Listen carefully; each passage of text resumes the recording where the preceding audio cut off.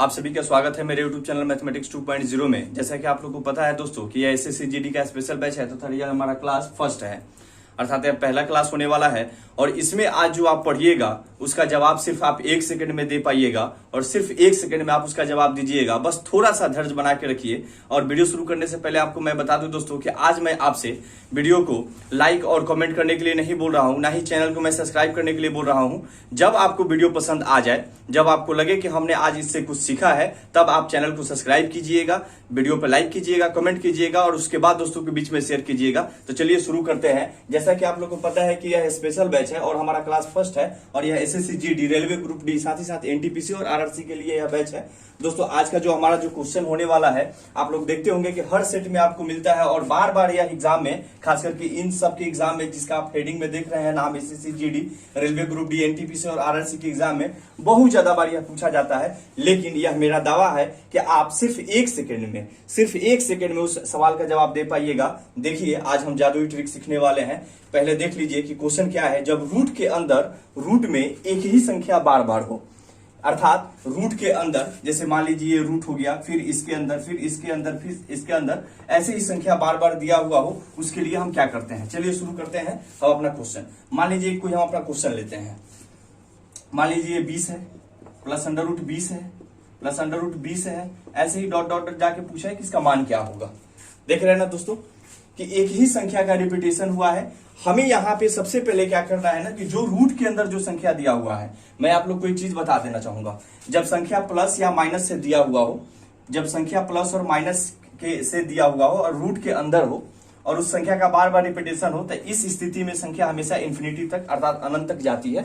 यह चीज आप ध्यान में रखिएगा। और साथ ही साथ माइनस से भी जो जुड़ा रहेगा वह भी अनंत तक जाएगा, लेकिन जो गुना से जुड़ा रहेगा वह अनंत तक भी जा सकता है और रुक भी सकता है। तो मैं उसके ऊपर भी चर्चा करूंगा। चलिए पहले इसके ऊपर हम चर्चा करते हैं। अब इसका आप जवाब सिर्फ आप 1 सेकंड में दीजिएगा। बस सीख लीजिए कैसे। 20 दिया है ना, आप पहले 20 को लिख लीजिए। लिख लिया। 20 का 2 आपको ऐसे गुणनखंड लेना है कि गुणा करने के बाद आपको 20 आ जाए और उसमें अंतर जो हो, अर्थात जो दोनों का जो गुणनखंड का जो अंतर हो वह 1 हो। तो जरा देखिए दोस्तों, क्या 20 का हम गुणनखंड 4 और 5 ले सकते हैं। 4 पचे 20 हो जाएगा और 4 में 5 का डिफरेंस अगर हम देखें तो डिफरेंस भी 1 का है। इस स्थिति में दोस्तों अगर प्लस का साइन दिया हुआ हो तो बड़ा वाला जो गुणनखंड होता है वह हमारा आंसर हो जाता है, अर्थात इसका आंसर 5 हो गया। उम्मीद है आपको अच्छे से समझ में आ गया होगा। प्लस होगा तो मेरा बड़ा वाला गुणनखंड हो जाएगा और गुणनखंड वैसे संख्या को उस फॉर्म में तोड़ना है कि उसका अंतर हमेशा 1 आए। ऐसे ही आइए दूसरे क्वेश्चन के ऊपर हम चर्चा करते हैं।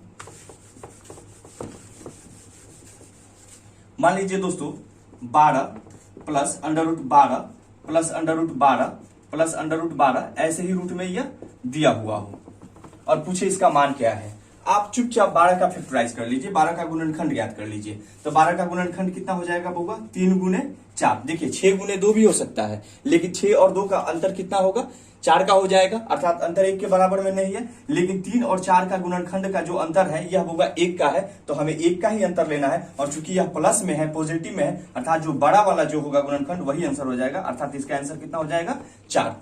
उम्मीद है आपको अच्छे से समझ में आ गया होगा। आइए एक और क्वेश्चन समझते हैं।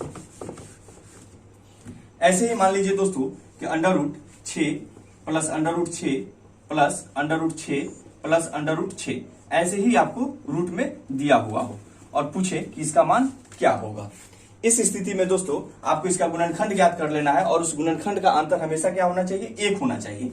तो 6 का गुणनखंड कितना हो जाएगा बाबू, 2 गुने 3, और 2 और 3 का अंतर कितना है, 1 का है। और चूंकि संख्या प्लस में है, अर्थात इसका जो आंसर हो जाएगा वह 3 हो जाएगा।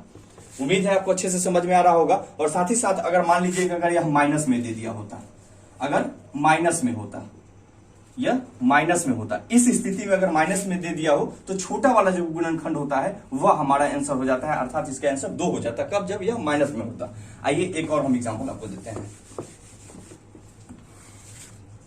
मान लीजिए 12 minus under root 12 minus under root 12 minus under root 12, ऐसे ही डॉट डॉट यह दिया हुआ है। देख रहे हैं ये माइनस में है, कुछ नहीं करना है आपको, इसका गुणनखंड करना है 12 का गुणनखंड बाबू 3 गुना 4, अंतर 1 का, अंतर 1 का, लेकिन यह माइनस में है ना, तो जो छोटा वाला जो होता है ना, जो छोटा वाला जो गुणनखंड होता है वो आंसर हो जाता है, अर्थात इसका आंसर 3 हो जाएगा। उम्मीद है आपको अच्छे से समझ में आ रहा होगा। अब चलिए दूसरे टाइप के ऊपर चर्चा करते हैं। मान लीजिए दोस्तों कि इसमें अंतर 1 का आ रहा है, अंतर 1 का आ रहा है तो हम आसानी से बना दे रहे हैं। लेकिन जैसे मान लीजिए कोई संख्या ऐसी आ जाए जैसे 7 plus under root 7 plus under root 7 plus under root 7, ऐसे ऐसे डॉट डॉट करके।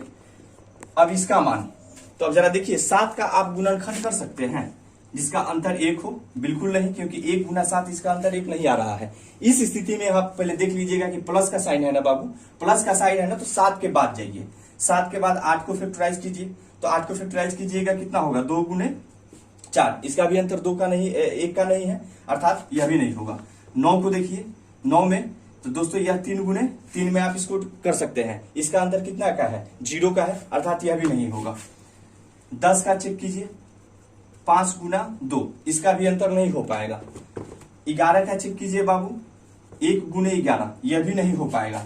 12 का चेक कीजिए, तो 12 का कितना हो जाएगा, 3 गुना 4, देखिए तो इसका अंतर हो रहा है ना 1 का, इसका अंतर 1 का हो रहा है ना दोस्तों। इस स्थिति में याद रखिएगा कि इसका जो आंसर हो जाएगा 3 एवं 4 के बीच, 3 एवं 4 के बीच, ऐसे ही आपको ऑप्शन में दिया रहेगा 3 एवं 4 के बीच।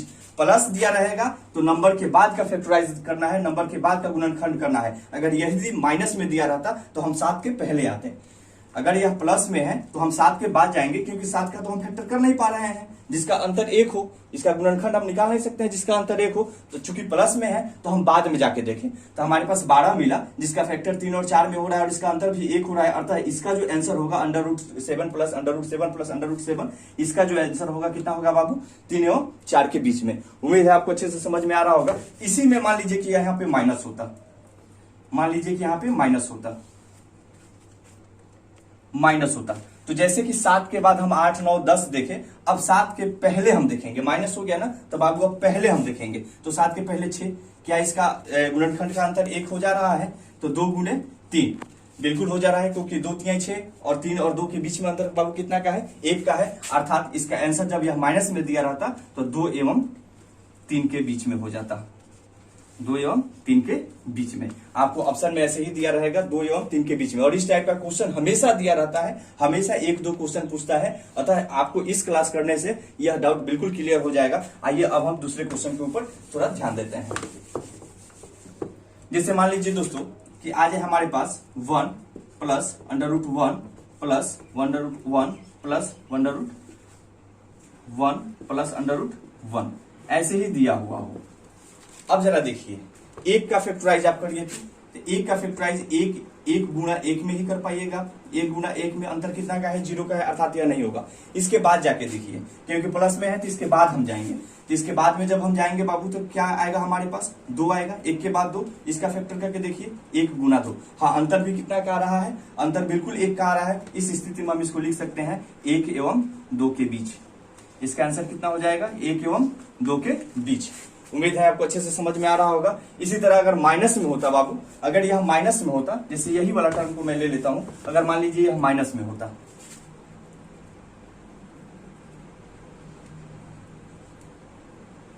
यह माइनस में होता, इस स्थिति में हम पीछे आते, पहले आते, तो 1 के पहले क्या होता, 0 होता। अब जरा देखिए, तो 0 का फैक्टराइज कीजिए, तो 0 गुने 1, बाबू 0 में 1 से गुना करेंगे तो 0 तो हो जाएगा, और 0 और 1 के बीच का डिफरेंस कितना का है, अंतर कितना का है, 1 का है, अर्थात जब यह माइनस में होता तो इसका आंसर हो जाता 0 एवं 1 के बीच, 0 एवं 1 के बीच में। उम्मीद है कि इस टाइप का जो भी क्वेश्चन होगा आप जरूर बना लीजिएगा और जरूर अच्छे से बना लीजिएगा। आइए अब हम दूसरे क्वेश्चन के ऊपर ध्यान देते हैं। अब हम गुना के ऊपर चर्चा करते हैं। जैसे कि मैं बताया था कि जो प्लस और माइनस चिन्हों से जो जुड़ा रहेगा वह हमेशा अनंत तक जाएगा, लेकिन जो गुना से जुड़ा रहेगा वह अनंत तक भी जा सकता है और एक सीमित जगह पे आके, एक सीमित जगह से आके रुक भी सकता है। जैसे मान के चलिए दोस्तों कि रहेगा under root 6 under root 6 under root 6 under root 6, ऐसे ही, और यह डॉट डॉट में दिया रहे, तब इसका मान पूछे।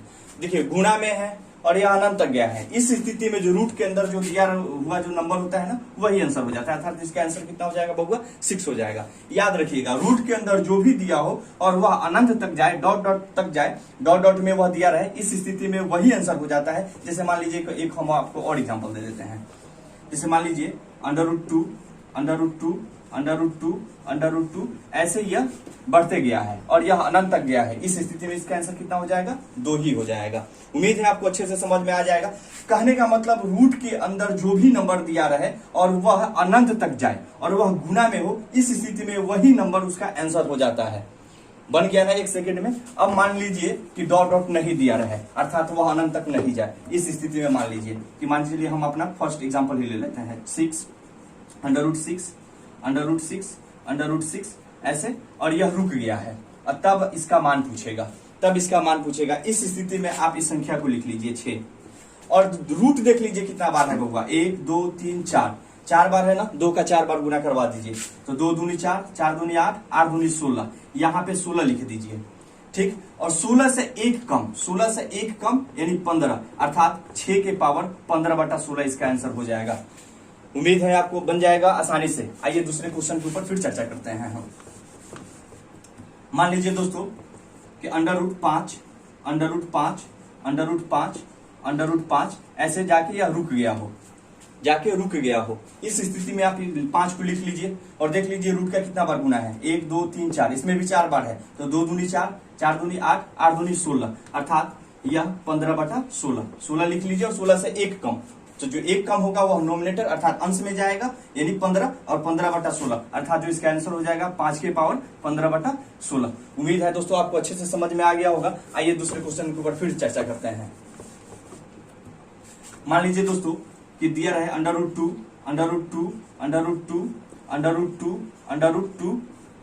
√2 इस फॉर्म में दिया रहे और इसका मान पूछे, या डॉट डॉट में नहीं दिया रहे, इसका मान पूछे। इस स्थिति में आप 2 को लिख लीजिए और देख लीजिए रूट का कितना बार गुना है, 1 2 3 4 5 6 बार गुना है, अर्थात 2 का 6 बार गुना, तो 2 दूनी 4, 4 दूनी 8, 8 दूनी 16, 16 दूना 32, 32 दूना 64, अर्थात 64। 64 से 1 कम 63, अर्थात 2 के पावर 63/64 हो तो गया।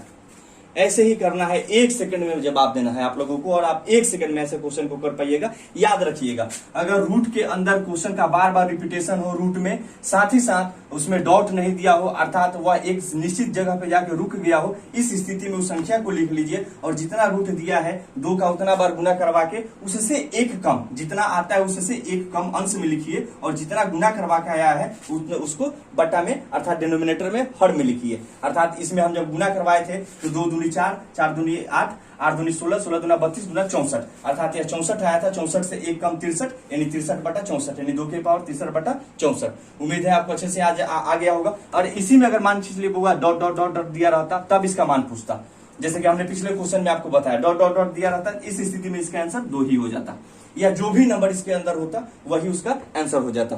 उम्मीद है आपको अच्छे से समझ में आ गया होगा। इसी तरह क्लास 2 में दोस्तों हम कुछ ऐसे ही जादुई ट्रिक लेकर आएंगे आपके लिए, और बिल्कुल 1 सेकंड में आप उस क्वेश्चन को बना पाइएगा। और हाँ, एक चीज तो आपसे बोलना भूल ही गया, यह तो जादुई ट्रिक था जिसको आपने सीख लिया, लेकिन आपके मन में हमेशा क्यों और कैसा, यह 2 क्वेश्चन हमेशा उठना चाहिए। अब जितना हमने क्वेश्चन बनाया, क्योंकि हम एग्जाम में बैठे हुए हैं तो हमें कम समय में ज्यादा क्वेश्चन को बनाना होता है, और आपने इसको समझ लिया कि आपको कैसे बनाना है। लेकिन अगर आप इसको पूर्ण रूप से, बेसिक रूप से इसको जानना चाहते हैं कि क्यों और कैसे होता है ये सब, तो आप जरूर कमेंट बॉक्स में लिख के दीजिए। इसके ऊपर भी एक हम वीडियो जरूर बना देंगे और आपको अच्छे से समझ में आ जाएगा, और तब आपको पूर्ण रूप से पता चल पाएगा कि हम ऐसा क्यों करते हैं। चलिए, बहुत बहुत धन्यवाद।